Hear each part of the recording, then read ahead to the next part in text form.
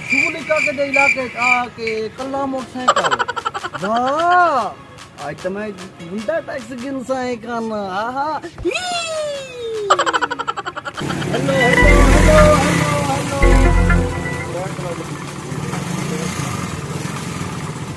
गुंडा टैक्स करो भाई गुंडा टैक्स बाबा गुंडा टैक्स गुंडा टैक्स शुगलिका के दा इलाके इतना गुंडा टैक्स दे के मैं तो केड़ा तरीके टैक्स गिनन दे से तू तक आखे में गुंडा टैक्स जामा बटा देने दे देख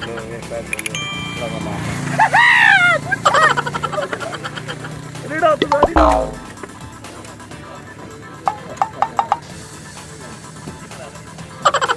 ओ मेरा मालिक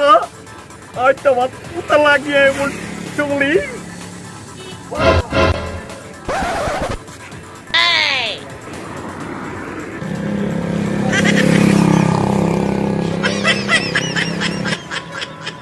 हिकन तो हुने घिन गिदे में टैक्स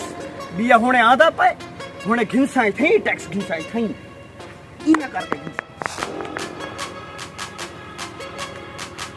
शुगलिका के दे इलाके बदमाशियां शुगलिका के दे इलाके चा के बदमाशियां इत्था बदमाशी न चलन दे सा जेड़ा असि लत्ता कंबारे सा लत्ता उनका टैक्स गिनसा बिया याद आ पे बिया याद आ पे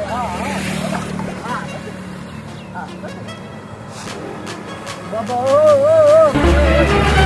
Oh no!